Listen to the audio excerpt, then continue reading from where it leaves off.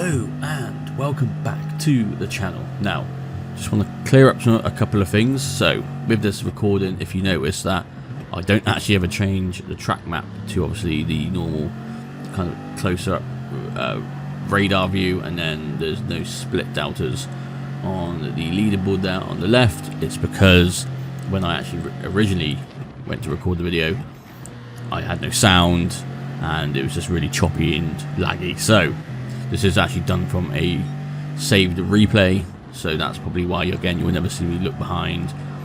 Things just look a little bit weird. That being said, we started in 6th. We're using the Bugatti Veyron, if you couldn't tell.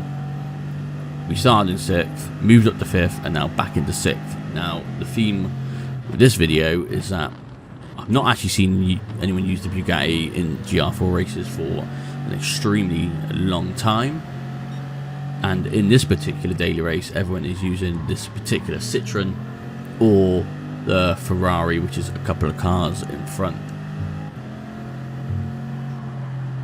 Now we'll skip ahead just a little bit to the start of lap 2 for the first corner, and I wish we did have the delta so I could actually say how much we do gain or lose, because it's quite hard to tell, because the Bugatti, although it is really good on the corners and it actually does have a lot of grip on acceleration coming out of corners and everything like that, it's just not quick enough. Team Lewis there pits in, so we actually move up into 5th place right now, and that's the beginning of lap 3.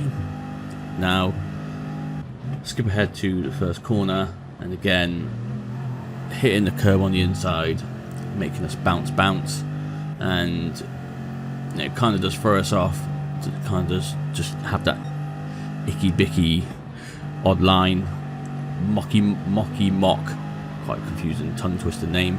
It does go a little wide. Both actually the Spaniard and the French driver do actually go onto the gravel there on the exit, but again, as you can see, this Bugatti in the slipstream still can't catch up to that Citroen.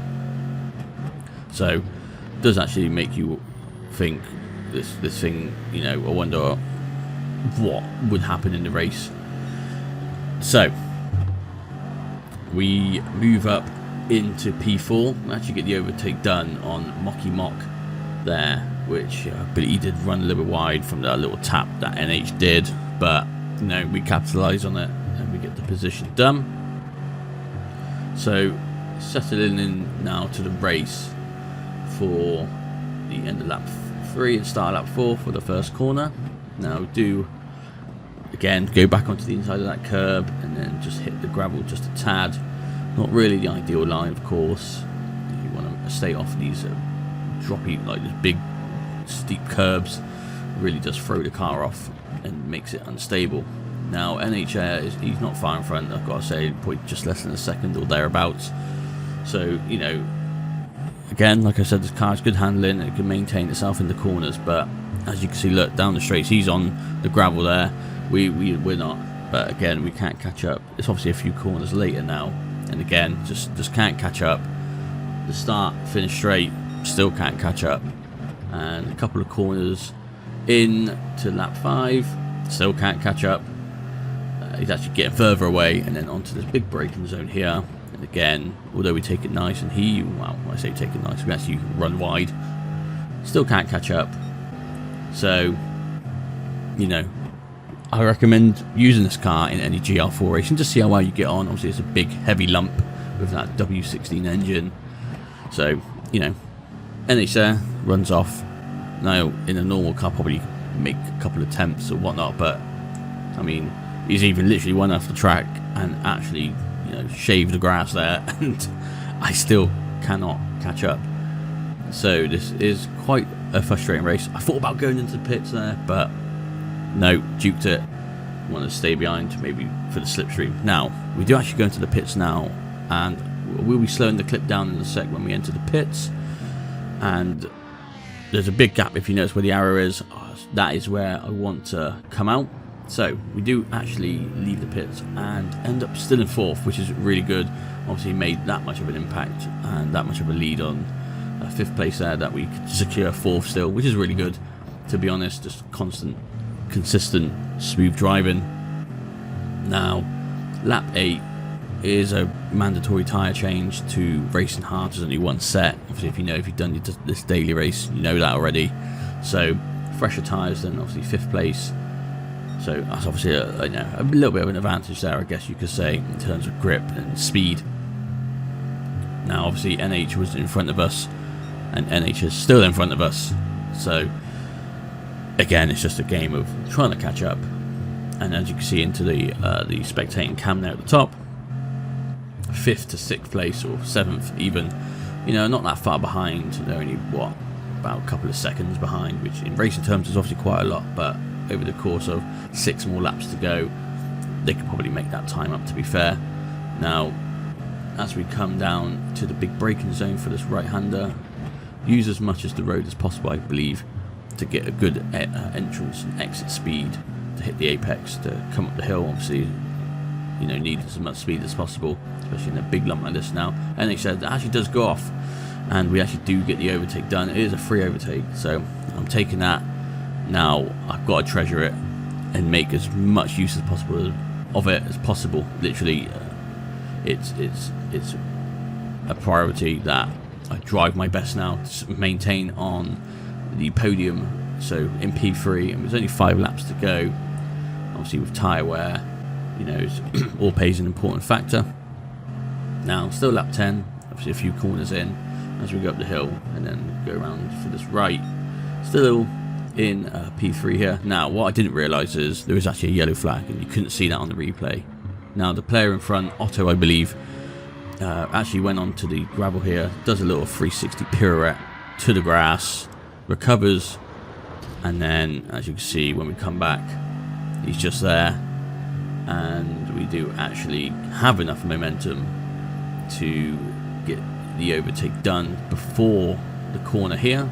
So on the brakes, kind of level out on the brakes, but had the inside line, and we get the overtake done. So now P2 up from, obviously you started at P6, so making some really good positions, and again, especially against the much stronger Citroens, I think we're doing alright, to be honest.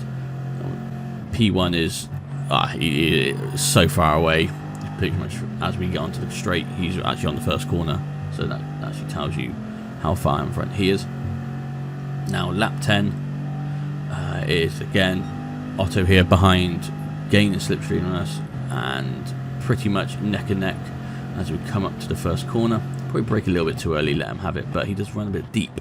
So get the switchback done, and as you can see, P4 of NH and P6, probably P7 as well, to be honest, and P8 actually all quite in close contention with actually P2, so where I am. So in peril that we don't actually spin out or cause any more problems for ourselves.